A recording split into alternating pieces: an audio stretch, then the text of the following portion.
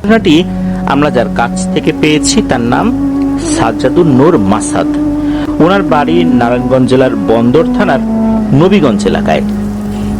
উনি মূলত ওনার খুব কাছের একজন বন্ধুর ঘটনা পাঠিয়েছেন, আর এই ঘটনাটি মাদ্রাসাকে কেন্দ্র করে। এই ঘটনার মধ্যে ভয়ের বিষয় যেমন রয়েছে, সেই সাথে এমন একটি আধ্যাত্মিক ব্যাপার রয়েছে যা আসলে আমাদের বোঝাটা জরুরি। তো চলুন ঘটনায় চলে যাই। ঘটনাটি মূলত 2016 সালের দিকে হয়েছিল। এক বৃহস্পতিবার এই মাসাদ ভাইয়ের বন্ধু, যার নাম হচ্ছে ওসমান, সে মাদ্রাসা থেকে বাড়িতে আসে। বাড়িতে এসেছে, বন্ধু বান্ধবরা আনন্দিত হবে, গল্পগুজব হবে, পরদিন শুক্রবার একত্রে সময় কাটাতে পারবে, একসাথে জুম্মার নামাজ আদায় করতে পারবে। আর এই মাসাদ ভাইয়ের খুব কাছের বন্ধু এই ওসমান, যখন তার সাথে দেখা হলো, দেখা গেল যে ওসমান খুব ক্লান্ত, পরিশ্রান্ত, চেহারায় কেমন যেন একটা বিমর্ষ ভাব, মুখটা ফ্যাকাশে, ভয় পেলে যেরকম হয় ওই রকম। তখন এই মাসাদ ভাই জিজ্ঞেস করলেন, কিরে ওসমান, তোকে এমন দেখাচ্ছে কেন, তুই কি অসুস্থ? তখন ওসমান হাসি মুখে বলল, না আসলে আমি অসুস্থ না, এই আছে একটু সমস্যা চলছে। শুক্রবার দিন দেখেন যে এই যে মাসাদ ভাই দেখেন যে এই ওসমানের বাড়িতে তার মাদ্রাসার হুজুর এসেছেন। হুজুর এসে ওসমানকে নিয়ে মাদ্রাসায় চলে যায়। অন্যরা কিন্তু এই বিষয়টা খেয়াল করেনি। অন্যরা বলতে অন্য বন্ধু বান্ধবরা। যখন হুজুরের সাথে ওসমান মাদ্রাসায় চলে যাচ্ছিল, তখন কিন্তু পথে দেখা হয়েছে এই মাসাদ ভাইয়ের সাথে। তখন সালাম বিনিময় হয়েছে, মাদ্রাসায় চলে যাচ্ছেন এমনটা জানানো হলো আর কি। এরপরে প্রায় 5 বছর কেটে যায়। করোনার সময় চলে আসে 2020 সালের দিকে। এরপর দেখা গেল যে এই যে ওসমান, তার লেখাপড়া আর হলো না। সে নাকি 28 পারা কোরআনে হাফেজ হয়ে গিয়েছিল। এরপর সে আর আসলে লেখাপড়া করতে পারেনি। 2022 সালের রমজান মাসে 17ই রমজানের তারাবির পর এই মাসাদ ভাই আর এই ওসমান ভাই, এই দুজন বসেছেন গল্পগুজব করার জন্য। এই যে দীর্ঘ 5 বছরের মধ্যে কিন্তু এই তার বন্ধু ওসমান ভাইয়ের সাথে তেমন কোনো যোগাযোগ হয়নি। এরপর যখন কথাবার্তা হচ্ছে, অনেক পুরনো স্মৃতি নিয়ে আলোচনা হচ্ছে। এরপর এই যে ওসমান ভাই, উনি কথা প্রসঙ্গেই নিজের সাথে ঘটে যাওয়া একটি ঘটনা বলতে শুরু করেন। মূলত এই ওসমান ভাই, উনি ওনার জীবনে মোট 4টি মাদ্রাসা পরিবর্তন করেছেন। সর্বশেষ যেই মাদ্রাসা লেখাপড়া করেছেন, এটার নাম ছিল হাটখোলা ফতুল্লাহ হাজিপাড়া মাদ্রাসা। তো ওখানে যখন ভর্তি হয়েছেন, খুব ভালোভাবেই চলছিল দিনকাল। আর উনি মোটামুটি সিনিয়র হয়ে গেছেন আর কি, 20 পারার উপরে কোরআনের হাফেজও হয়ে গেছেন। তখন একদিন মাদ্রাসার বড় হুজুর উনি জানান যে আজকে মাদ্রাসার চাবি হাতে রাখার দায়িত্ব হচ্ছে ওসমান ভাইয়ের। ওখানে একটা ব্যাপার, তা হচ্ছে যে একজন সিনিয়র স্টুডেন্টকে দায়িত্ব দেওয়া হয় এক রাতে, যে ওই রাতে সে সবাইকে ডেকে তুলবে, মাদ্রাসার চাবিটা তার কাছে থাকবে, ছাদের চাবি, মেইন গেটের চাবি তার কাছে থাকবে। এরকম করে একজনকে দায়িত্ব দেওয়া হয়।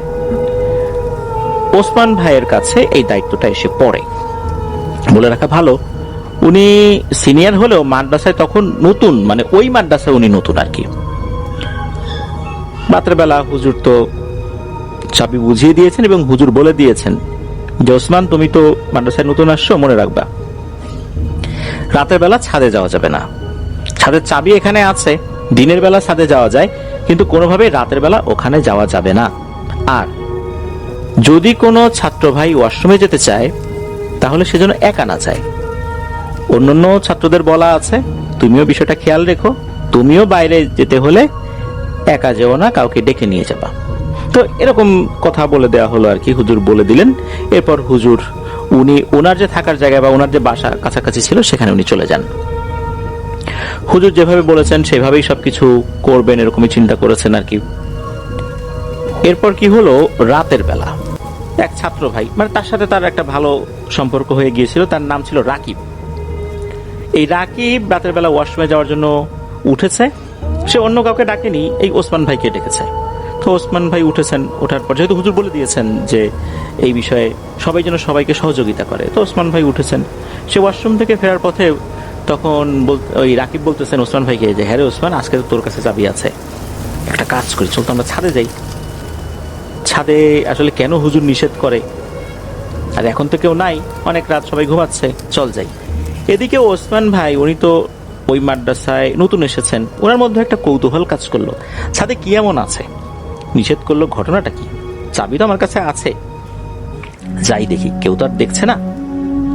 তখন এই দুইজন আস্তে আস্তে ছাদের উপরে ওঠে। ছাদের উপরে ওঠার পর মানে মেইনলি যে কাজটা প্রথমে করতে হবে তা হচ্ছে চাবি দিয়ে খুলতে হবে। তো চাবি দিয়ে খোলার পর দুজনেই ছাদে উঠেছেন। ছাদে ওঠার পর এই যে রাকিব, সে দেখে ছাদে কিছুই নাই, একদম স্বাভাবিক সবকিছু। কিন্তু এই ওসমান ভাই উনি দেখেন ছাদে একটা কালো বিড়াল আর একটা সাদা বিড়াল। বিড়ালের আকৃতিটা স্বাভাবিক বিড়ালের মতো হলেও ওখানে আরো একটা কুকুর ছিল, যে কুকুরটার আকৃতি স্বাভাবিক কুকুরের আকৃতি থেকে অনেক বড়, আর চোখ দুটো মনে হচ্ছে জল জল করছে, মনে হচ্ছে এই কুকুরটা খুবই হিংস্র। যখনই ওই কুকুরটা দেখেছে যে এখানে দুইজন উঠেছে, তখন ওই কুকুরটা নাকি রাগে গড় গড় গড় গড় শব্দ করছে, মানে আক্রমণ করার আগে যেরকম শব্দ করে ওই রকম। তখন এই ওসমান ভাই ওই রাকিব ভাইকে বলছেন, হ্যাঁ রাকিব দেখতো, আমি যা দেখছি তুইও কি তাই দেখছিস? রাকিব ভাই বলেন, তুই কি দেখছিস? তখন দেখতো এখানে কুকুর বিড়াল দেখা যায় কিনা। তখন রাকিব ভাই বলে, কই না তো, আমি তো কিছু দেখি না। এই জিনিসটা কিন্তু ওসমান ভাই বুঝতে পারলেন যে রাকিব কিছুই দেখতে পারছে না, তার কাছে সবকিছু স্বাভাবিক এরকম মনে হচ্ছে, অথচ আমি দেখতে পাচ্ছি। উনি কিন্তু তখন আর ওই রাকিবকে কিছু বলে নাই, দ্রুত ওখান থেকে বের হয়ে ছাদের ওই গেটটা তালা মেরে দিয়ে নিচে চলে আসছেন। আর উনি আবার জানিয়ে দিলেন রাকিবকে যে রাকিব শোন, রাতের বেলা আসলেই ছাদে আসাটা আমাদের উচিত হয়নি। কেন কি বিষয়, এই বিষয়টা রাকিবকে জানান নাই। যদি রাকিব ভয় পেয়ে যায়, ভয় পেয়ে আবার যদি কাউকে বলে ফেলে, হুজুর যদি জানেন, তখন তো আর একটা ঝামেলা হবে। তো ওই দিন রাত স্বাভাবিকভাবে কেটে যায়। পরদিন ভোরবেলা স্বাভাবিকভাবেই সবাই ফজরের নামাজ আদায় করা হলো, ক্লাসের নিয়ম অনুযায়ী ক্লাস শুরু হয়ে গেল। তো ওই দিনটা চলে গিয়ে রাত যখন এসেছে, তখন থেকেই একটা ঝামেলা শুরু হয়ে গেল। রাতের খাওয়া দাওয়া শেষ করে ওসমান ভাই তার সহপাঠীদের সাথে ঘুমাতে যাবেন। মধ্যরাতে এই ওসমান ভাইয়ের ঘুম ভাঙে একটা ছোট বাচ্চার কণ্ঠস্বরের ডাকে, মানে কণ্ঠস্বরের কারণে ঘুম ভেঙে। বলছে, ওসমান ভাই ওঠো ওঠো। তো ওসমান ভাই চোখ খুলে দেখেন যে 5-6 বছর বয়সী একটা বাচ্চা এই ওসমান ভাইয়ের হাত ধরে আছে এবং খুব জোরে জোরে হাত ধরে টানছে। তবে এই বাচ্চাটির চোখ ছিল রক্তবর্ণের, যদিও বা রুমের মধ্যে ডিম লাইট জ্বলছিল, তবুও সেটা বোঝা যাচ্ছিল। আর এই বাচ্চাটা এমন ভাবে হাসছিল, মানুষ রাগান্বিত হয়ে হাসি দিলে যেরকম হয় ওই রকম, মানে স্বাভাবিক হাসি না, রাগান্বিত হাসি। এই জিনিসটা দেখে এই ওসমান ভাই ভয় পেয়ে যায়। উনি চিন্তা করেন, আচ্ছা এই বাচ্চাটাকে একে তো কখনো দেখিনি, কোত্থেকে আসলো, এই ক্লাসরুমে তো একে দেখি নাই। উনি ভয় পেয়ে গিয়ে কি করেছেন, ওই শুয়ে থাকা অবস্থাতে এই বাচ্চার বুকে সজোরে একটা লাথি মেরেছেন। এই লাথিকে ছিটকে পড়ে যায় বাচ্চাটি, বেলকনির দিকে পড়ে যায়। আর তখন খুব বিদঘুটে একটা হাসি দিয়ে বলে যায়, ওসমান আমরা 3 ভাই, তোকে কিন্তু দেখে নেব, মনে রাখিস। পরের দিন সকালবেলা ফজরের নামাজ পড়তে উঠে ছাত্র দেখতে পায় এই যে বেলকনিতে যে গাছের টবগুলো লাগানো ছিল, সবগুলো টব মানে ভেঙে গেছে, ভেঙে পড়ে আছে। কে ভাঙলো এটা তো আর বোঝা গেল না। ওই দিন দুপুরের খাবার সময় হঠাৎ কিতাবখানা থেকে খবর আসলো যে কিতাবখানার এক শিক্ষার্থী নাকি একাই 36 জনের খাবার খেয়ে ফেলেছে, আর তার আচরণ খুবই অস্বাভাবিক। সে পরবর্তীতে শুধু বমি করছিল। একা 36 জনের খাবার খেয়ে ফেলা, এটা কি কোনো স্বাভাবিক বিষয়? নিশ্চয়ই না। সেদিন আসরের পর সব হুজুর যারা ছিলেন, শিক্ষকগণ ছিলেন আর কি, তখন এই হেফজোখানার শিক্ষার্থীদেরকে নিয়ে একটা বৈঠকে বসেন। তারা সব শিক্ষার্থীকে জিজ্ঞেস করছেন, আচ্ছা তোমরা কি কেউ রাতে ছাদে গিয়েছিলে বা সেখানে যাওয়ার চেষ্টা করেছিলে? তোমরা কি কোনো কুকুর বিড়াল বা কোনো পশুকে দেখেছিলা? তাদেরকে আঘাত করেছিলা? সব শিক্ষার্থী অবাক হয়ে জিজ্ঞেস করে যে না তো হুজুর, কেন এরকম প্রশ্ন করছেন, আমরা তো এরকম কিছু দেখি নাই। তখন বড় হুজুরকেও অন্য হুজুররা বলতেছেন যে হুজুর আসলে এরা তো কেউ বলছে না, এরা তো ওঠার কথাও না। আসলে হঠাৎ কি এমন সমস্যা হলো যার কারণে এটা শুরু হয়ে গেল এরকম একটা সমস্যা, একটা বাচ্চা 36 জনের খাবার খেয়ে ফেললো। আমরা তো বেশ কিছুদিন যাবৎ বিভিন্ন ধরনের সমস্যায় পড়ে যাচ্ছি। অদ্ভুত ধরনের কান্নার শব্দ শুনতে পাই, বিভিন্ন ধরনের শব্দ শুনতে পাই, কিতাবগুলো এলোমেলো থাকা দেখি। পবিত্র কোরআন যেখানে রাখা থাকে কোরআনগুলো ঠিক থাকে, কিন্তু অন্যান্য কিতাবাদি যেখানে রাখা থাকে সেগুলো এলোমেলো হয়ে থাকে। তারপরে একজন শিক্ষার্থী, সে নাকি ওয়াশরুমে গিয়ে অজ্ঞান হয়ে পড়ে গিয়েছিল। এরকম এটা হচ্ছে, এমনকি বেশ কিছু কিতাবের পৃষ্ঠা ছিঁড়ে ফেলা। তখন বড় হুজুর সবাইকে অভয় দেন। সেদিনের মতো বৈঠক শেষ করে যে যার কাজে ব্যস্ত হয়ে পড়েন। এই যে ওসমান ভাই, উনি ওনার কাজগুলো গুছিয়ে রেখে রাতের খাবার সম্পূর্ণ করে ঘুমাতে যান। হঠাৎ মধ্যরাতে তার ঘুম ভাঙে তার বন্ধুর ডাকে। চোখ খুলে দেখেন, আরে এ তো সেই বন্ধু রাকিব। আর আরেকজন বন্ধু আছে ওখানে, তার নাম হলো সাজিদ। এই দুই বন্ধু রাগান্বিত অবস্থায় তার দিকে তাকিয়ে আছে। তাদের চোখগুলো রক্তবর্ণ ধারণ করেছে। ওরা কোনো কথা না বলেই ওসমান ভাইকে আঘাত করতে থাকে। আঘাতগুলো এমন তীব্র ছিল যে ওসমান ভাই চিৎকার করছিল। তবে ওনার চিৎকারগুলো আশেপাশে ঘুমিয়ে থাকা কোনো শিক্ষার্থী শুনতে পাচ্ছিল না। সবাই এমন গভীর ঘুমে আচ্ছন্ন হয়ে আছে যে তারা কিছুই বুঝতে পারছে না। আর এই দুইজন তো খুবই বাজেভাবে ওসমান ভাইকে আঘাত করছিল। একটা পর্যায়ে টেনে হিচড়ে ওসমান ভাইকে বারান্দার দিকে নিয়ে যায়। সেখানে নিয়ে গিয়ে ওসমান ভাইকে বলতে থাকে, তোর কত বড় সাহস, আমার ছোট ভাইয়ের বুকে লাথি মেরেছিস, আজকে তোর বুক আমরা ছিঁড়ে ফেলবো। এক পর্যায়ে ওসমান ভাই অজ্ঞান হয়ে পড়ে। যখন তার জ্ঞান ফেরত আসে, সে তখন দেখে সে তার বিছানাতেই রয়েছে, তার পাশে থাকা সব সহপাঠীরা রয়েছে। হুজুর কিছুক্ষণের মধ্যেই সবাইকে ডাকবে আর কি। সবাই কিন্তু এমন অবস্থা, তারা কিন্তু টেরও পায় নাই যে এই ঘটনা ঘটে গেছে। এই ওসমান ভাই তার বিছানাতেই রয়েছে। এটা কি স্বপ্নের মধ্যে হলো না কি হলো, উনি চিন্তা করছেন। উনি যখন বিছানা ছেড়ে উঠতে যাবেন, তখন উনি অনুভব করেন ওনার শরীরে প্রচন্ড রকমের ব্যথা, উঠতেই পারছেন না। তো কি করা, উনি শরীরটাকে নাড়াতেই পারছেন না। কোনো মতে উঠে দাঁড়ালেন, দেখা গেল উনি হাঁটতেই পারছেন না, পা চলছে না। হুজুরকে জানানো হলো। হুজুর এসে দেখলেন যে আসলেই তো এই অবস্থা। তখন বললেন যে ঠিক আছে, তুমি ওযু করে এখানেই নামাজ পড়ে নাও, মসজিদে যেতে হবে না। এরপর ওসমান ভাইয়ের শরীরে মারাত্মক জ্বর চলে আসে, এমন অসুস্থ হয়ে যায়। সব সহপাঠীরা তো তারা তাদের মতো করে পড়া করছে। আর হুজুর উনি বললেন যে ঠিক আছে, ওসমান যেহেতু অসুস্থ, ওকে 4 তলায় একা একা বিশ্রাম করার জন্য রেখে আসা হোক। তাকে ওখানে রেখে আসা হয়। যখন এই ওসমান ভাই উনি ওখানে বিশ্রাম করছেন, শুয়ে আছেন, তখন কিন্তু দিনের বেলা। হঠাৎ নাকি চারদিকে জানালা খুলে গেল। মনে হচ্ছে ঝড়ো বাতাস শুরু হয়েছে। ওই ঝড়ো বাতাসে ওই রুমের অবস্থা খারাপ হয়ে যাচ্ছে। মনে হচ্ছে যে বুকশেলফে থাকা বিভিন্ন বইগুলো এদিক ওদিক ছোটাছুটি করছে। আর বেলকনিতে রাখা ফুলের টবগুলো মনে হচ্ছে কেউ তার দিকে ছুঁড়ে মারার চেষ্টা করছে। আর মনে হচ্ছিল 15 থেকে 20 জন একসাথে ভয়ঙ্কর কণ্ঠে কথা বলছে। সবাই একই কথা বলছে, সমস্বরে সবাই একই কথা বলছে, ওসমান তোকে কিন্তু আমরা মেরে ফেলবো, তুই আমার ছোট ভাইয়ের বুকে লাথি মেরেছিস, তোকে ছাড়বো না। এরকম হচ্ছে। এদিকে এই ওসমান ভাই হামাগুড়ি দিতে দিতে একটা পাশে চলে আসার চেষ্টা করছেন। উনি একটা পাশে আসার পর একটা শেলফে থাকা পবিত্র কোরআন ধরে নিজের বুকের সাথে চেপে ধরলেন। উনি চিন্তা করেছেন যে যেহেতু পবিত্র কোরআনকে আমি চেপে ধরেছি, ইনশাল্লাহ কোনো সমস্যা হবে না। এর মধ্যে কি হয়েছে, নিচ থেকে ওস্তাদ অর্থাৎ যিনি প্রধান শিক্ষক মোহতামিম, উনি চিৎকার করে বলছেন, এই ওসমান তুমি ঠিক আছো?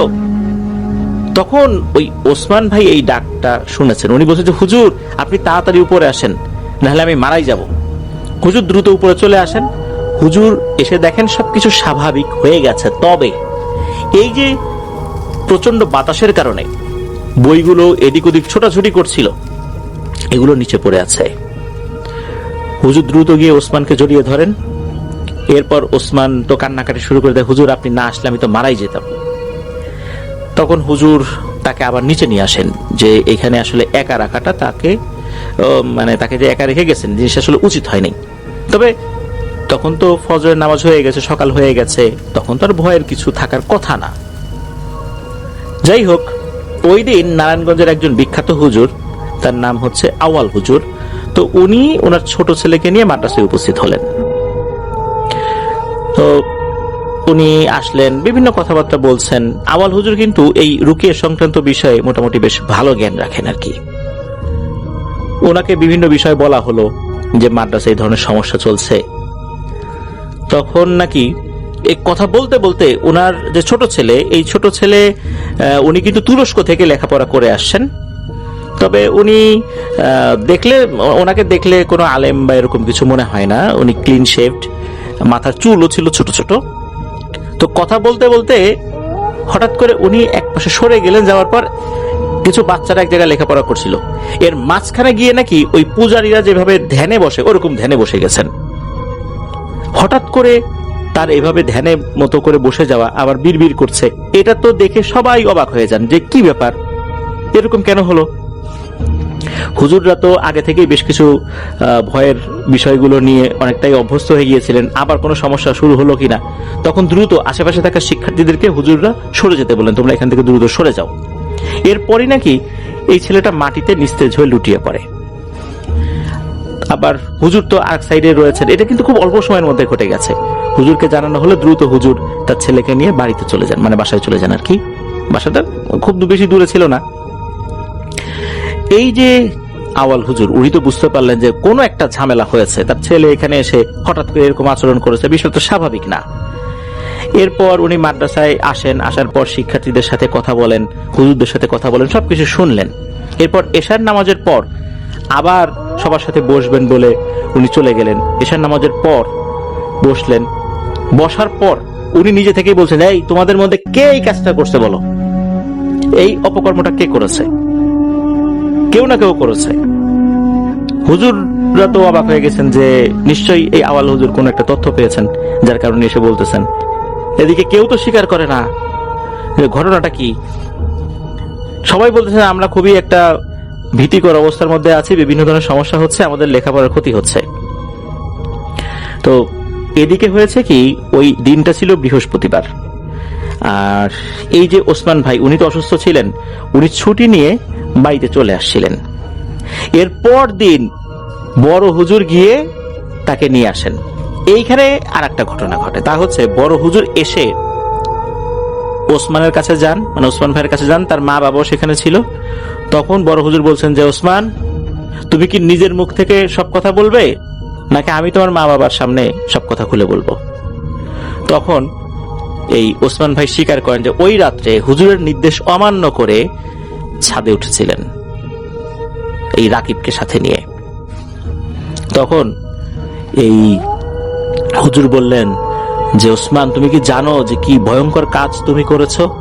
তুমি জানো না, এইখানে অনেক দুষ্টু শ্রেণীর জিনেরা ছিল যারা মাদ্রাসার বাচ্চাদেরকে বিরক্ত করত। এরকম 3টা জিনকে ছাদের একটা গন্ডির মধ্যে আবদ্ধ রাখা হয়েছিল। ওখানে রাতের বেলা কারো যাওয়া নিষেধ।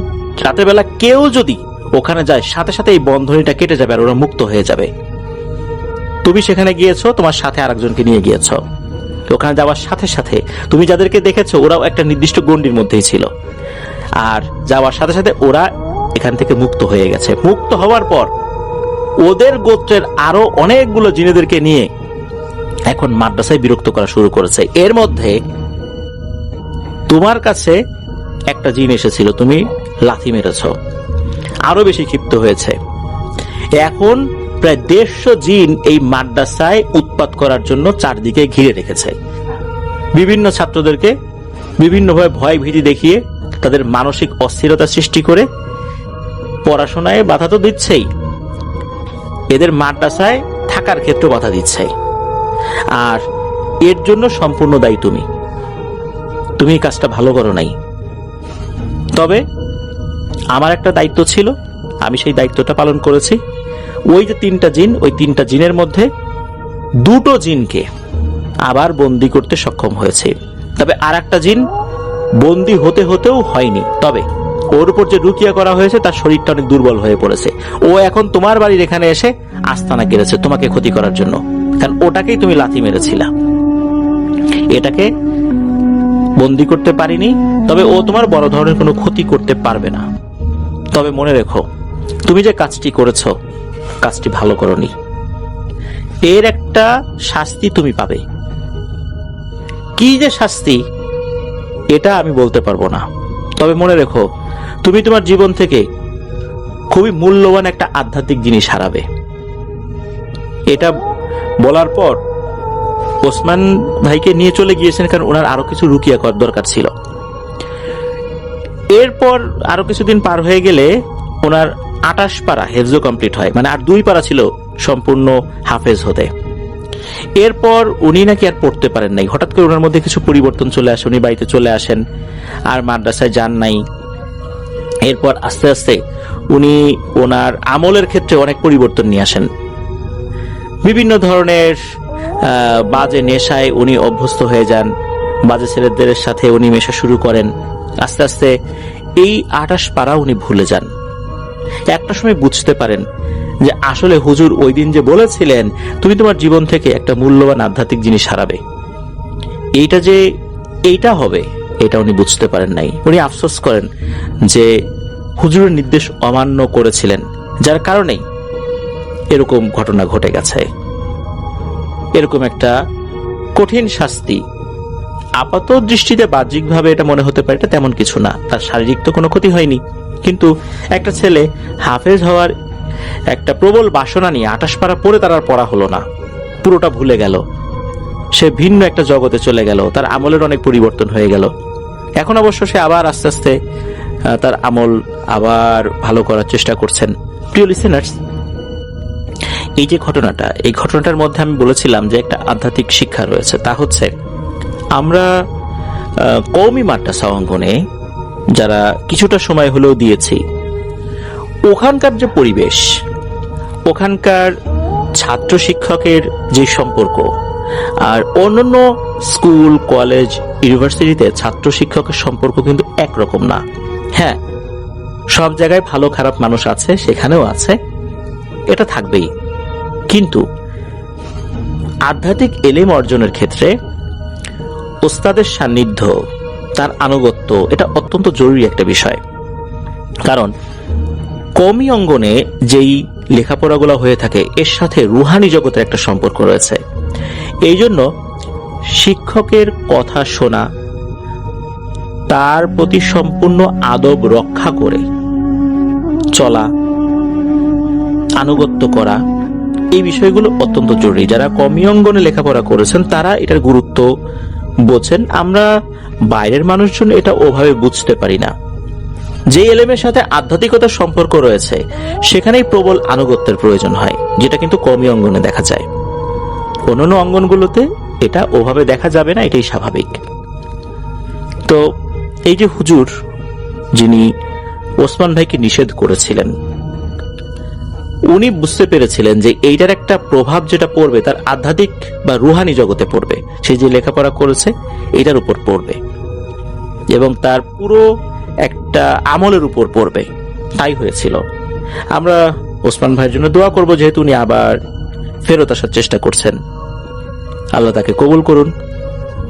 সেই সাথে আমরা চেষ্টা করব আমরা যাদেরকে ফলো করি, বিশেষ করে আধ্যাত্মিক উন্নতির ক্ষেত্রে যাদেরকে ফলো করি, তাদের পরামর্শগুলো আমরা মেনে চলব। কারণ অনেক সময় শিক্ষকরা সব বিষয় বলেন না, বললে অনেকে ভয় পেয়ে যাবেন, বিশেষ করে মাদ্রাসা অঙ্গনে। তখন দেখা যাচ্ছে যে আমরা ভুল করে যদি কোনো কাজ করে ফেলি, এই মাদ্রাসায় যে ঘটনাটা ঘটেছে এরকম ঘটনা ঘটে যেতে পারে, তখন কিন্তু অনেকের বদদোয়া এবং অভিশাপের শিকার হতে হবে। যে ওস্তাদের কথা অমান্য করে কাজটি করা হলো, অনেকের ক্ষয়ক্ষতি হলো, পুরো মাদ্রাসার বদনাম হলো, মাদ্রাসা সম্পর্কে একটা গুজব চারদিকে ছড়িয়ে পড়লো, অনেক স্টুডেন্টরা মাদ্রাসা ছেড়ে চলে গেল ভয় পেয়ে।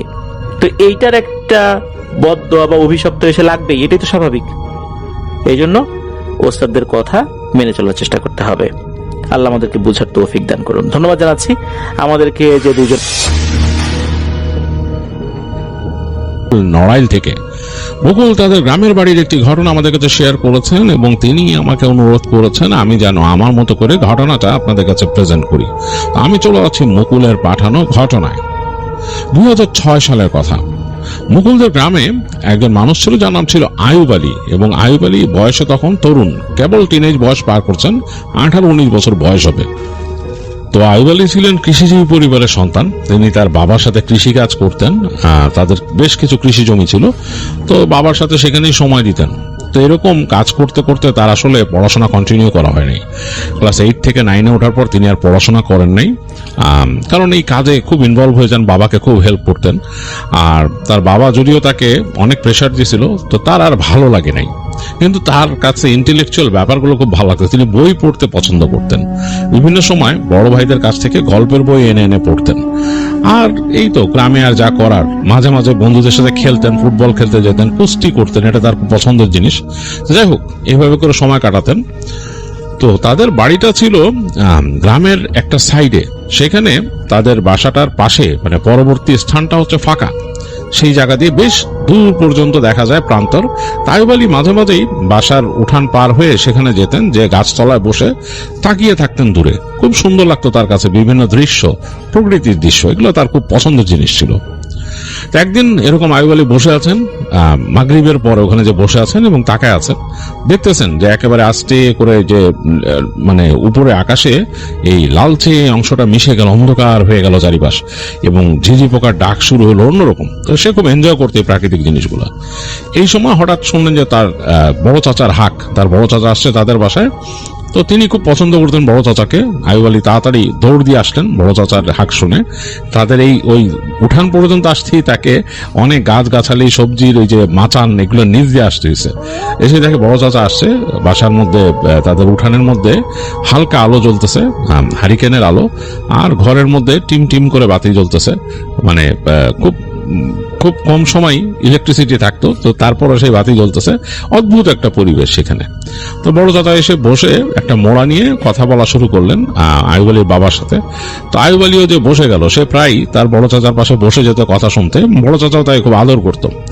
তো বড় চাচা তার বাপকে বলতেছে, মানে আয়ুব আলীর বাবাকে বলতেছে যে, শোন, আমি এখানে অমুক জায়গায়, মানে ওখানকার একজন ধনী ব্যক্তি ছিল, তার বেশ অনেক জায়গা, ওইখানে অনেক বড় দূর পর্যন্ত তার চাষাবাদের জমি, তার বড় বড় চক আছে সেগুলা। তো বলছে ওনার কাছ থেকে ওইখানে একটা পুকুর পাইছি। তো উনি পুকুর দেখায় বললো ওনার এই পুকুর পড়ে আছে অনেকদিন, উনি কিছুই করে না। আমাকে বললো যে মাছ চাষ করবো নাকি। তা আমি রাজি হয়ে গেছি ওখানে মাছ চাষের জন্য। তো এখন আমি তো রাজি হইলাম, কিন্তু আমার তো ছেলে নাই, মানে আয়ুব আলীর বড় চাচার কোনো ছেলে ছিল না, এগুলো দেখবে কে? তাই আমি ওই আয়ুবের কথা চিন্তা করছি।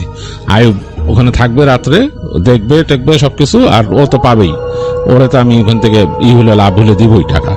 মানে আয়ুবেরও একটা হলো, লাভ হলো, আর ওই ব্যাটারে তো তার মতো দিয়ে দিব। মানে ওই লোক তার সাথে কন্ট্রাক্টে আসছে যে তার পুকুর কোনো কাজের না, তো মোট কথা মাছ চাষ করে তিনি ওই লোককে কিছু দিবেন আর নিজে নিবেন। তো তিনি চিন্তা করছেন যে তিনি যদি আয়ুব আলীকে ইনভলভ করে দিতে পারেন, তাই আয়ুব আলীও কিছু আর্ন করতে পারলো এখান থেকে। তো আয়ুব আলী একটু কনফিউজ হয়ে গেছে চাচার কথা শুনে। যদি আয়ুব আলীর বাবা বেশ খুশি, কিন্তু আয়ুব আলী একটু কনফিউজ হয়ে গেছে, কারণ সে নিজের বাসা ছাড়া রাতে এরকম থাকতে পারে না, আর সে একটু মানে এই যে ফ্রি টাইম এনজয় করতে পছন্দ করে। তো চাচার কথা অনুযায়ী তাকে ওখানে থাকতে হবে। তো তিনি চাচাকে বলছেন যে, চাচা রাত্রে থাকতে হবে? চাচা বলছে, হ্যাঁ, এইটাই তো কাজ, তুই দেখবি, দিনের বেলাও দেখবি, রাতেও দেখবি, যে খোঁজ নিবি দিনের বেলা, তোর কাজের ফাঁকে তোদের যখন কাজ থাকবে না তখন যে খোঁজ নিয়ে আসবি, আর রাত্রে থাকবি, কারণ মাছ তো পাহারা দিতে হবে। ওই পুকুর তৈরি করতে অনেক প্রসেস আছে, পুকুর মাছ চাষের জন্য উপযোগী করতে অনেক প্রসেস আছে, সেগুলো করতে হয়। এবং তারপর যখন মাছ চাষ শুরু হয়, আস্তে আস্তে মানে পাহারা দিতে হয়, পরে মাছগুলো বাড়তে থাকে, কারণ অনেক দুষ্ট মানুষ আছে, তারা নাকি মাছ মেরে ফেলে, আবার আর একটু বড় হলে চুরি করে এই সেই। তো বলছে যে পুরো সময়টা তো আসলে থাকা লাগবে ওখানে পাহারা দিয়ে দিয়ে। তো অসুবিধা নাই, আমি ব্যবস্থা করতেছি। আয়ুব আলী নিম রাজি হইলেন, কিন্তু কিছু করার নাই। বড় চাচা বলছে, তার বাবাও খুব খুশি। আয়ুব আলী চিন্তা করলেন যে হ্যাঁ, তার বাবাও তাকে বললো চাচা যাওয়ার পরে, যদি কিছু তোর লাভ হয়, তুই যদি কিছু কামাইতে পারিস, খারাপ কি? আয়ুব আলী বললো ঠিক আছে। তো এরকম যথাসময় তার চাচা তাকে নিয়ে গেলেন, ওই পুকুরের কাছে নিলেন। তো পুকুরটা মোটামুটি বেশ দূরে। আয়ুব আলী দেখলেন তাদের বাসা থেকে বেশ খানিকটা যেতে হয় হেঁটে, ওই দিক থেকে গিয়ে চাচার বাড়ি ফেলে আরো সামনে ওই দিক দিয়ে ঘুরে, যে একদম মানে রাস্তা এরকম ঘুরে গেছে ওই জায়গায় যে ওই শেষ প্রান্তে, মানে এই জায়গার প্রান্তের পরে, মানে তার যেখানে পুকুরটা আর কি, সেই জমির পরে বেশ কিছু গাছগাছালি, বিশাল একটা বাগানের মতো আর কি। তার পারে নেমে গেলে নদীর পাড়, আর ওই পাশে নদী, আর ওই পাশে একটা পাশ হচ্ছে খোলা, পুকুরের এই পাশে একটা পাশে পায়ে চলা পথ যেটা আসে, আর তার পাশে পুরো ফাঁকা, অনেক ধুধু জমি। তো চাচার সাথে আসলো, এসে ওই চাচা কাজ শুরু করলেন আস্তে আস্তে, পুকুরের প্রসেসিং যেটা বিভিন্ন ভাবে প্রসেস করলেন। আয়ুব আলী এগুলোতে ইনভলভ থাকলো এবং একটা ঘর তৈরি করা হলো পুকুরের এক পাশে, যেই পাশে ওই যে গাছপালার এই সাইড দিয়ে একটা ঘর তৈরি করা হলো, মানে এরকম ছোট্ট কুড়ে ঘরের মতো আর কি। সেখানে চৌকি টৌকি বসানো হলো। আয়ুব আলীকে বললো যে তুই রাতটা এখানে থাকবি, এখন আপাতত দরকার নেই, কয়দিন পর থেকে থাকলেই হবে, এখন আপাতত এসে দিনের বেলা খোঁজ খবর নিবি, মাছের খাবার দিবি, এগুলো বুঝাই দিল তার চাচা। তো তিনি চাচার সাথে কথা বলেন ঠিক আছে। তো ঘরটা তিনি বানাইছেন, আয়ুব আলীর কাছে বেশ ভালো লাগতেছে ঘরটা, কারণ এই বানানোর সময় তিনি নিজেও হাত বাটাইছেন এটাতে, আর সুন্দর করে চৌকি টকি ঢুকায় দেওয়া হয়েছে। চাচার সাথে তিনি এসে দেখলেন। এরপর থেকে প্রতিদিনই তিনি আসেন এখানে, সকালে একবার আসেন, দুপুরে একবার আসেন, মাছের খাবার দেন, এবং পুকুরটাকে তার বেশ লাগে, পুকুরটা তার বেশ পছন্দ হওয়া শুরু হলো। কারণ পুকুরের এক পাশে গাছপালা, তিত্তির করে বাতাসে পাতা কাঁপে, ওই ফাঁকা জায়গা দিয়ে যখন বাতাস আসে, হু হু বাতাস আসে, পাতাগুলো এরকম কাঁপতে থাকে, খুব সুন্দর লাগে ওখানে। আর তাদের যে ঘরটা বানাইছে পুকুরের পাড়ে, ওইটাও অসাধারণ, বাতাস এসে ভুলে যায় জায়গা দিয়ে। তো আয়ুব আলী খুব এনজয় করে, দিনের বেলা যখনই আসে খাবার টাবার দেয়, বসে থাকে। তবে তার কাছে দুপুরে যখন আসতো, মানে এসে যখন এখানে একটু রেস্ট নিত, সে যখন ওই ঘরে ঢুকে একটু শুয়ে থাকতো মাঝে মাঝে, তখন অদ্ভুত একটা অনুভূতি হতো, তার মনে হতো কি যে তার আশেপাশে মানুষ আছে, মানে কেউ কাজ করতেছে, ওই পুকুরের মধ্যে কেউ নামতেছে বা কিছু এরকম। তো সে মাঝে মাঝে চিন্তা করতে যে হতে পারে, মানে এই পুকুরের খুব কাছাকাছি বাড়িঘর নাই, একটু দূরে আছে, হতে পারে যে ওখান থেকে কেউ আসছে, হয়তো এসে পুকুরে গোসল করছে বা পানি নিয়ে গেছে কোনো কাজের জন্য, এরকম ভাবতো সে। তো উঠতো না। একদিন সে এরকম এসে দুপুরে এরকম শুয়ে আছে, তার চোখ লেগে আসছে, সুন্দর বাতাসে চোখ লেগে আসছে, এবং সর আওয়াজ হচ্ছে, এই বাঁশ ঝাড়ের যে বাতাস যাচ্ছে ওখান থেকে সর করে আওয়াজ হচ্ছে। তাই বলে চোখ লেগে আসছে, একদম ক্লান্ত দুপুর, মাঝে মাঝে পাখি ডাকতেছে। তো অল অফ এ সাডেন তার কাছে মনে হলো যে এই পাখির ডাকটা হঠাৎ বন্ধ হয়ে গেল, কেমন যেন থুম মেরে গেছে সবকিছু, মানে হঠাৎ করে মনে হলো প্রকৃতিতে একটা বড় পরিবর্তন। তাই বলি একটু মানে অবাক হলো যে এরকম হঠাৎ করে চেঞ্জটা কেন মনে হচ্ছে সে ধরতে পারতেছে না। এরপর সে শব্দ পেলো পুকুর পাড়ে, মনে হলো ফুস করে কেউ পানিতে নামছে, নেমে ওখানে মানে ডুবাচ্ছে, সাঁতার কাটতেছে, এরকম শব্দ। তাই বলে চিন্তা করলো কে নামতেছে এখানে, আসলে তো তারা যদি জানে যে পুকুরের মালিক এখানে আছে, তো তাকে তো একটা সাউন্ড দেওয়া দরকার। আর মানুষের পুকুরে যেখানে মাছ চাষ হয়, এখান থেকে এইভাবে নামাটা ঠিক না জানি, এবং মাছ চাষের পুকুরে এইভাবে করে মানুষ ব্যবহার করতে দেয় না সাধারণত। তাই বলি আস্তে করে উঠলো সে চোখের থেকে, অনেক তার মানে ক্লান্তি লাগছে, তারপর উঠে সে বের হয়ে আসছে তার ওই কুড়ে থেকে আর কি, কুড়ে ঘর যেটা, ওটাতে বের হয়ে আসছে।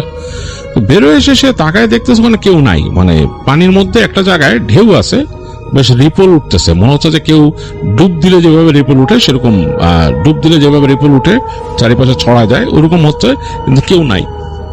তাই বলি অনেকক্ষণ তাকায় আছে, কেউ যদি পানিতে এসে ডুব দেয় সে তো উঠবে, না উঠতেছে না, অনেকক্ষণ হয়ে গেল, এতক্ষণ তো মানুষ ডুব দিয়ে থাকে না। তো সে হাঁটতে হাঁটতে তো পুকুর কিন্তু বেশ বড়, হাঁটতে হাঁটতে একদম ওই সাইডে গেছে যেখানে সে রিপোর্টটা দেখছিল। ওখানে দাঁড়ায় হঠাৎ করে তার মনে হলো যে উপরে যে লম্বা গাছ আছে ওখান থেকে তার দিকে কেউ তাকায় আছে, মানে এক সেকেন্ডের জন্য তার কাছে এই ফিলটা হয়েছে। তো সে ফট করে চোখ উপরের দিকে তাকাইছে গাছের দিকে, এবং তখন মনে হলো কেউ একজন সরে গেছে গাছের উপর থেকে, মানে গাছের উপরে একজন ছিল কেউ, সে সরে গেছে গাছের উপর থেকে, মানে ওখান থেকে, মানে কেউ একজন গাছ থেকে তার দিকে তাকায় ছিল। তো ফিলটা হতে তার একটু অস্বস্তি লাগলো, মানে কেমন যেন লাগলো আয়ুব আলীর কাছে, জিনিসটা ভালো লাগে নাই, একটু কেমন জানি মানে ভয় একটা অনুভূতি হলো তার। এবং সে সাথে সাথে গাছের নিচের দিকে তাকালো, যেখানে একটু গাছপালা ঘন হয়ে গেছে পুকুরের আরেক সাইডে, ওই জায়গাটা তার কাছে মনে হচ্ছে যে কেউ একজন আছে তার দিকে তাকায় আছে। তো সে চিন্তা করলো কে, মানে খুবই আশ্চর্য, পানিতে মনে হলো কেউ ডুব দিছে, বড় একটা রিপল উঠছে, কিন্তু আবার কেউ নাই, আবার মনে হয় গাছের উপর থেকে তাকায় আছে। এক সেকেন্ড তার কাছে মনে হয়েছে কাউকে দেখছে সে। যাই হোক, সে কিছুক্ষণ ওখান থেকে তারপর চলে গেল। তো এরপর বেশ কয়েকদিন কিন্তু আয়ুব আলী আসার পর থেকে তার কাছে এই ধরনেরই একটা ফিল হতো। সে আর রিপল দেখে নাই পানিতে বা ওরকম শব্দ পায় নাই, বাট তার একটা ফিল হতো যে তাকে কেউ দেখে। সে যখন এখানে আসে মনে হয় গাছপালার আশপাশ দিয়ে কেউ দেখে, তার কাছে মনে হয় যে লুকায় কাউকে দেখলে বা কথা বললে যেরকম করে সেরকম একটা ব্যাপার। তাই বলি কাছে অবাক লাগতো। সে মাঝে মাঝে চিন্তা করতো যে ছোট ছোট ছেলে মেয়েরা নাকি গ্রামে কিন্তু ছোট ছোট ছেলে মেয়েরা আবার দৌড়ায় দৌড়ায় ঘুরে এদিক ওদিক।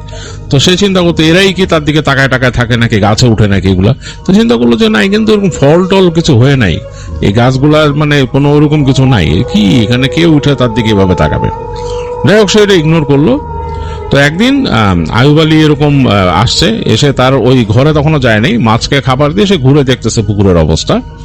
এক পাশে দাঁড়ায় আছে, তো হঠাৎ করে সে দেখলো যে দূর থেকে একটা সাইকেল আসতেছে, সাইকেলে করে কে জানি আসতেছে। তো একটু কাছাকাছি আসতে সে চিনতে পারছে তাদের এক বন্ধু, মানে খুব ক্লোজ না, মানে মোটামুটি পরিচিত বন্ধু একজন, উত্তম নাম, সে সাইকেল চালা যাচ্ছে। তো সে আয়ুব আলী দেখে থামলো, থেমে বলে আরে তুই এখানে কি করিস? বলছে আরে তো আমার চাচা পুকুরের নিচে, আমাদেরই পুকুর। বলে তোদের পুকুর মানে? কে পুকুর বেটা? এটা পচা পুকুর, এর কত মানে ইতিহাস আছে এই পুকুরের। বলে মানে? আর এই পুকুর ওই যে অমক, মানে যেই মানে মালিকের কথা, যার কাছ থেকে আয়ুব আলীর চাচা লিজ নিছে, ওই লোকের কথা বললো। বলে সে এটা কারো কাছে দিতেই পারে না, কত ইতিহাস, এই বেটার বাপে কত কি করছে এই পুকুরের, এখানে অনেক উল্টাপাল্টা কাজ করছে, অভিশপ্ত অনেক ইতিহাস। তো সে বললো যে মানে? আরে বেটা এখানে মানে ভয়ে আসে না বেটা পুকুরের আশেপাশে, তুই এখানে কি করিস? তোর পুকুর মানে তোর চাচা কি করছে এখানে? তো বললো আমার চাচা মাছ চাষের জন্য লিজ নিছে এখানে। তো বলে লিজ নিছে? হ্যাঁ, মাছ চাষ করছিস? হ্যাঁ। মাছ হয়েছে? হয়েছে। আর আয়ুব আলী আসলে খুব বেশি বলতে চায় না, কারণ কি তার চাচা বলছিল এই মাছ নিয়ে বেশি কথা মানুষের কাছে মানে শেয়ার করতে না। তো বলতেছে যে হ্যাঁ মাছ হয়েছে মোটামুটি এই সেই। বলে যে তো এইখানে তো পাহারা দেওয়া লাগবে। হ্যাঁ ওই যে ঘর, কে পাহারা দিবে? তো আয়ুব আলী বলতেছে আমি পাহারা দিব। তোর মাথা খারাপ, তুই রাত্রেবেলা এখানে থাকবি? আয়ুব আলী বলতেছে হ্যাঁ। আরে এখানে থাকিস না রাত্রেবেলা, এ খুবই খারাপ জায়গা। আয়ুব আলী বললো কি খারাপ জায়গা? তো উত্তম বলতেছে যে কি খারাপ জায়গা এখানে বসে বলবো না, সামনে চল। বলে সে তার সাইকেল দুই হাতে ধরে হেঁটে হেঁটে সামনে যাওয়া শুরু করলো। আয়ুব আলী অগত্যা তার সাথে সাথে হেঁটে গেল সামনে। তো তাদের এই পুকুরের জায়গাটা পার হয়ে সামনের দিকে চলে গেছে। তো অনেক দূর যে বেশ খানিকটা গেছে, যাওয়ার পরে উত্তম বলতেছে আরে এই জায়গা মানে ওই জায়গার যে মালিক ছিল আর কি, যার কাছ থেকে আয়ুব আলীর চাচা নিছে আর কি, লিজ নিছে আর কি, মানে ওনার বাবা ছিল অন্যরকম মানুষ, মানে এই মানুষ ভালো না, সে অনেক উল্টা পাল্টা এখানে করছে, এই জায়গা অনেক অভিশপ্ত, এই পুকুরটাকে অনেক বাজেভাবে ব্যবহার করছে সে। তো এরপর থেকে ওই জায়গায় মানুষজন ভয়ে মানে চলাফেরা করে না, পুকুরের আশেপাশে আসে না। তুই দেখিস না এই পুকুর তা অন্য কেউ চাষের জন্য নেয়নি এর আগে, এরপরেই ছিল এখানে।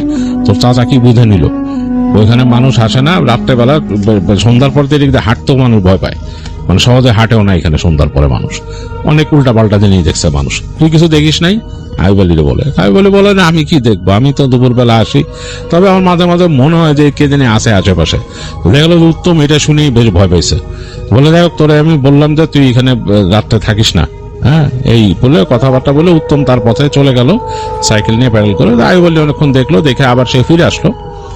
তো উত্তমের কথা শোনার পরে তার মনের মধ্যে আর একটা দাগ কেটে গেছে, তার জানি কেমন একটু ভয় ভয় লাগতে থাকলো এই তার পুকুরের আশেপাশে এসে। এবং সে তাকায় দেখতেছে এখন তার কাছে ওই উপরের যে ডালপালাগুলা বা যেই জায়গাটা, ওই জায়গাটা আরো ভয়ের মনে হচ্ছে, অন্ধকার হয়ে আছে গাছের ছায়ায়। আয়ুব আলী ভাবলো যে এগুলা মানে অকারণে উত্তম এগুলা বলছে দেখেই আমার কাছে ভয় লাগতেছে, আসলে এগুলা কিছুই না, এগুলা মানুষের বানানো কথা। এগুলা চিন্তা করে আয়ুব আলী তার টুকিটাকি যে আরো কাজকর্ম ছিল ওগুলা দেখে সে বাসায় চলে যায়। তো এইভাবেই কিন্তু আরো কিছুদিন পার হয়ে যায়। আয়ুব আলীর মধ্যে তার ওই পুকুরে দিনের বেলা আসতো, খাবার দাবার দিত, সন্ধ্যার সময় আসছে, এরকম হয়েছে।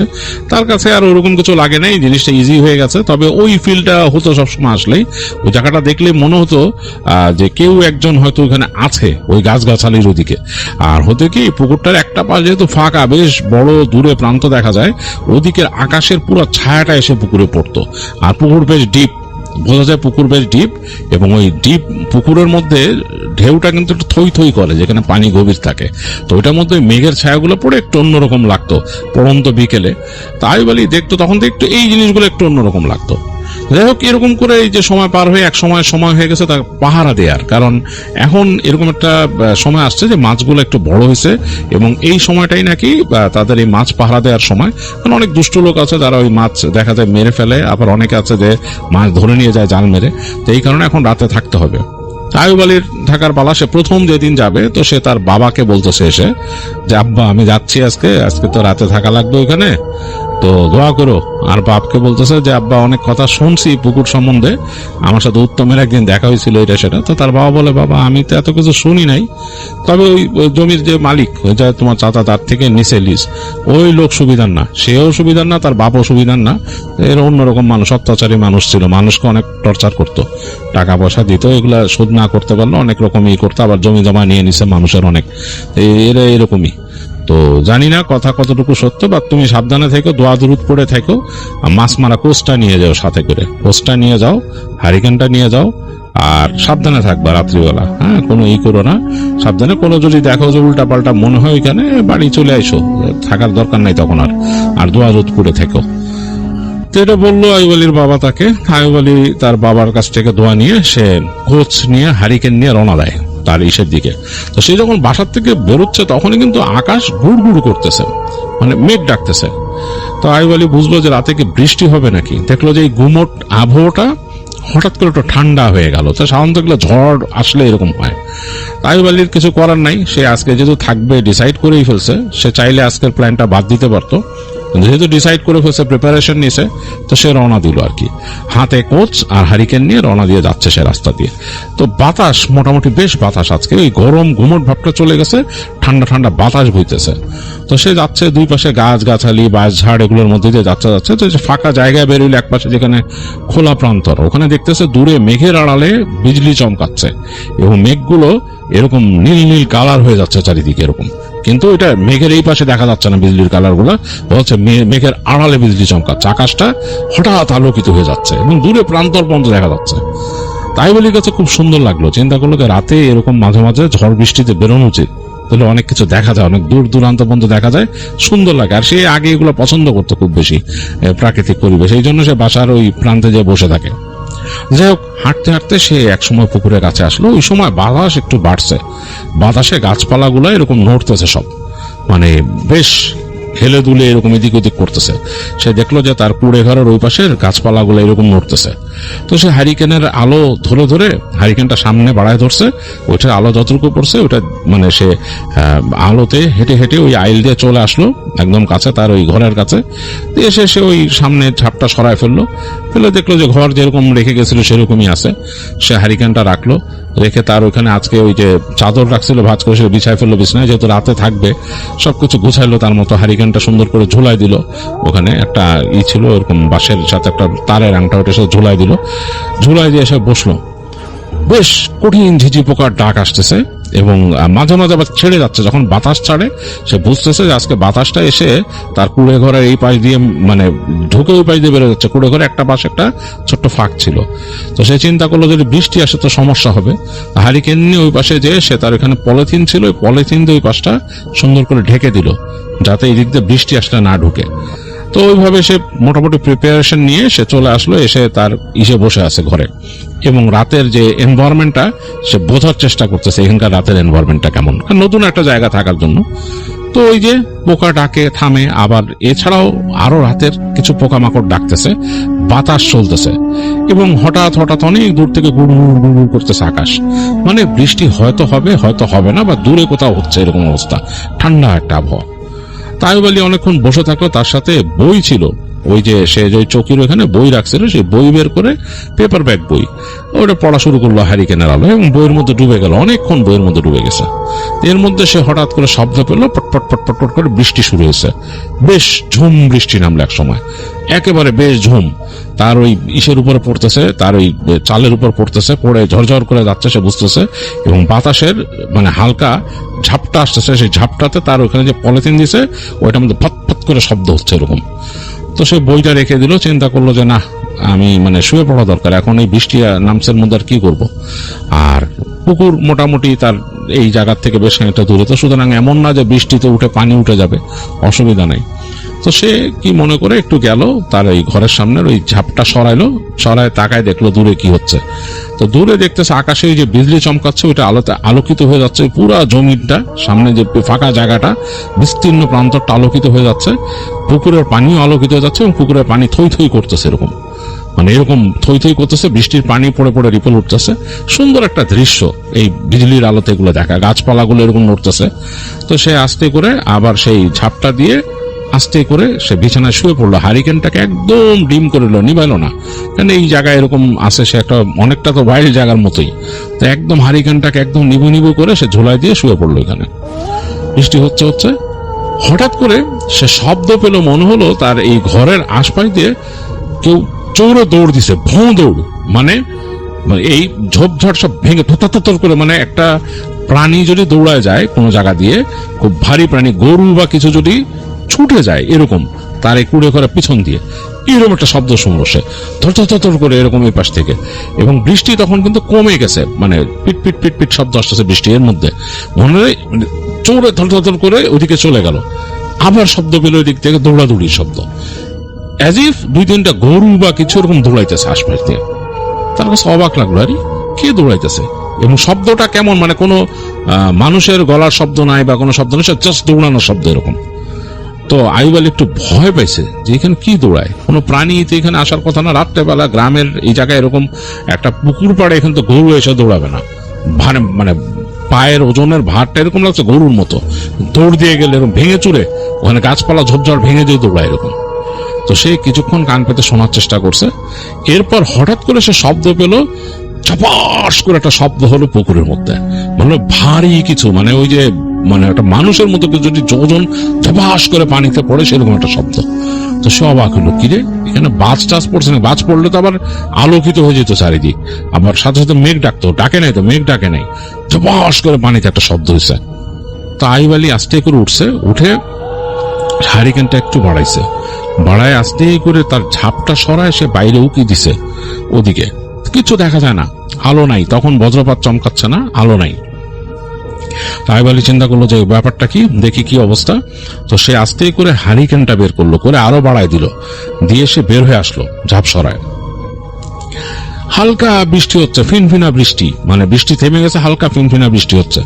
এর মধ্যে সে হারিকেনটা বাড়ায় দেখতেছে চারিদিকে, হারিকেনের আলো বেশি দূর যায় না, অল্প একটু আলোকিত করে।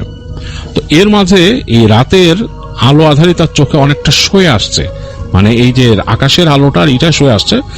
হঠাৎ করে আকাশে দূরে বিজলি চমকালো মেঘের আড়ালে, সেটার আলোতে সে হঠাৎ দেখলো এই পুকুর পাড়ে কোন একটা মানুষ বসে আছে, মানে এই জাস্ট লাইক ওই রাস্তার পাশে পুকুরের অংশে একটা মানুষ বসে আছে, গায়ে সাদা রঙের কাপড় এবং গায়ের রং পুরো কালচে, মানে কালচে বর্ণ পুরা।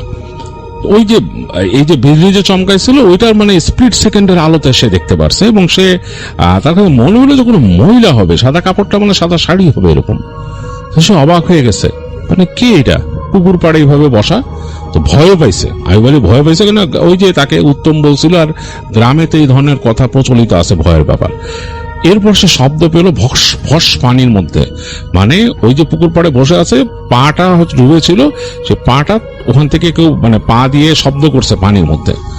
তো সে এখান থেকে দেখতে পাচ্ছে না হারিকেনের আলো ভালো মতন, আর সামনে যেতেও সাহস পাইতেছে না আইয়ুব আলী। এই সময় আবার বিজলি চমকাইলো মেঘের আড়ালে, সে দেখলো পুরো ওই যে কালচে গাত্র বর্ণের মহিলা, এবং শাড়ি পরা, গায়ে মানে পুরো গায়ে শুধু শাড়ি আর কিছু নাই, পেঁচানো পুরা। সে পানি থেকে উঠছে, উঠে ঘুরে এইদিকে তাকাইছে, মানে ওই যখন বিজলিটা চমকাইছে তখন শুধু তাকাইছে, এরপর কিন্তু আর কিছু দেখতে পায় নাই সে। তো ওই জাস্ট তাকাইছে, ওই কালচে বর্ণটাই সে দেখছে। তো ভয়ে আত্মা শুকায় গেছে আইয়ুব আলীর, এটা কি ব্যাপার।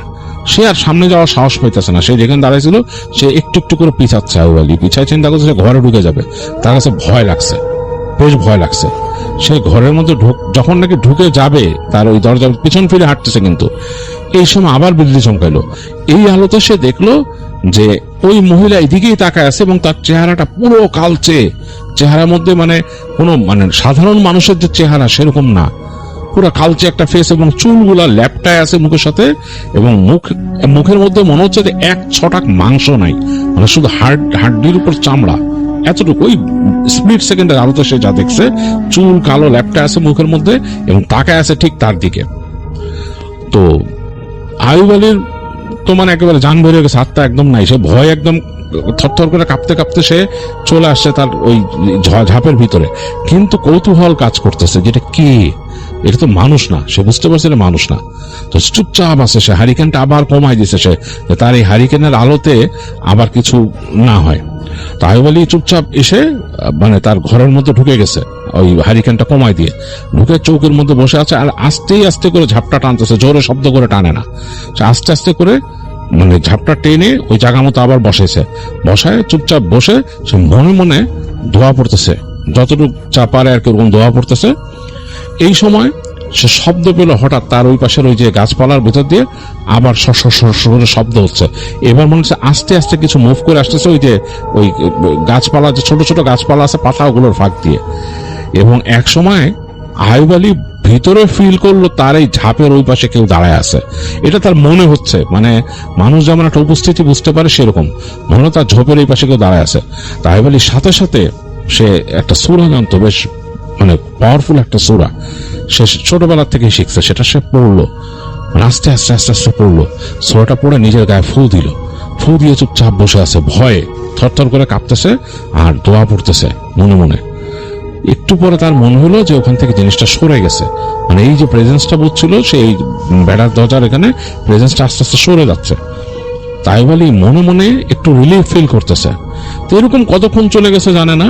আইয়ুব আলী আস্তে আস্তে এক সময় যে ওই ঝোপের ওখানে আবার দাঁড়াইছে, তার ঝাপের ওখানে, এবং খুব সাহস করে ঝাপটা একটু সরাইছে। তখন কিন্তু বৃষ্টি নাই, বাতাস চলতেছে, কিন্তু মাঝে মাঝে বিজলি চমকাইতেছে সে বুঝতেছে। তো আইয়ুব আলী অস্থির করে তাকাইলো পুকুরের দিকে, তখন বিজলি চমকাইছে বেশ বেশ লম্বা সময় নিয়ে, বড় একটা বিজলি চমকাইছে এবং অনেক দূর পর্যন্ত আলোকিত হয়ে গেছে সে আলোতে।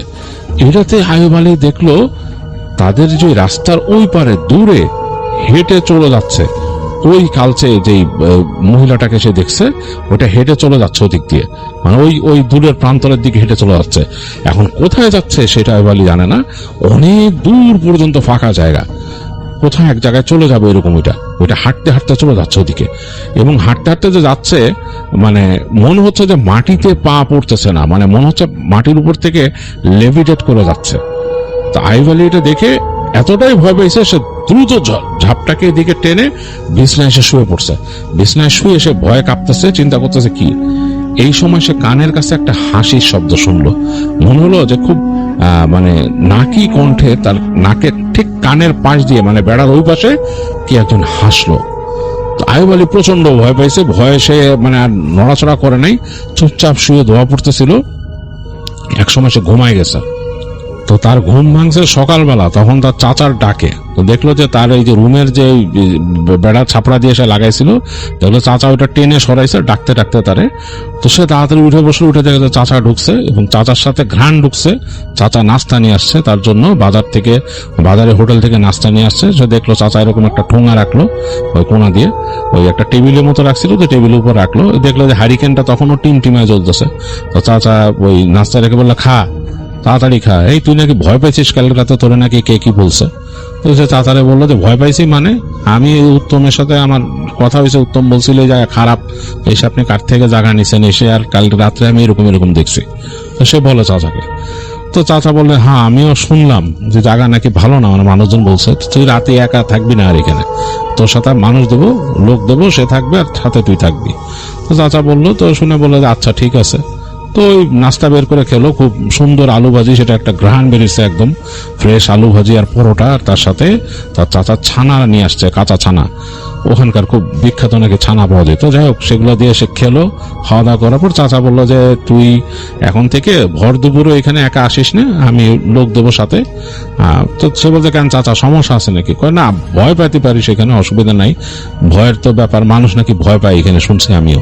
তো খামাখা তোর একা আসার দরকার নাই, দুপুরে একদম দেবো, আর রাতে তুই আর ওই লোক থাকিস। তোর আসলে থাকা লাগতো না, আসলে নিজেদের জিনিস তো, এর জন্য বুঝছিস না, মানুষ তো ওইভাবে দেবে না, আর ওই ছেলেও তো একা ভয় পাবে। তাই বললো চাচা। তো চাচার সাথে কথাবার্তা বলে সে খেয়ে দিয়ে সে আর চাচা চলে গেল ওইখান থেকে। তো এরপরে যে কয়দিন রাতে পাহারা দিছিল, এরপরে কিন্তু আইয়ুব আলী পাহারা দিছে, সে চলে আসে না ওইখান থেকে। তো সে ওই ছেলেকে নিয়ে, তার থেকে 2-4 বছর বয়স কম, ছোট আর কি, একদম কিশোর ছেলে, তো তারা দুজন এখানে থাকতো। তো ওরা দুজন রাতের বেলা নাকি অনেক এরকম শব্দ পাইছে যে পুকুরের মধ্যে কেউ ঝাঁপায় পড়ে, আবার উঠে যায়, আবার মানে হাসির শব্দ, যে পুকুরে লাফায় হাসতেছে, পানির মধ্যে হাসতেছে এরকম, এবং মানে খুব ভয়ের ব্যাপার। ওই ছেলে কয়েকদিন ভয়ের চোটে বসে যে আমি আর থাকবো না এখানে। তাই বলি বলছে, আরে না, কিচ্ছু হবে না। সমস্যা নেই, থাক, কোনো ব্যাপার না। তো ওই মানে ওরা দুজনে ভয় ভয় থাকতো, শব্দ পাইতো, অনেক রকম শব্দ পাইতো, বাইরে আর তাকাইতো না। কারণ আয়ুব আলী যে প্রথম দিন দেখছে যে এরপর থেকে আর বাইরে তাকাইতো না, এবং মাঝে মাঝে মনে হইতো তাদের ওই যে ঘরের আশপাশ থেকে কেউ হাঁটে, এরকম।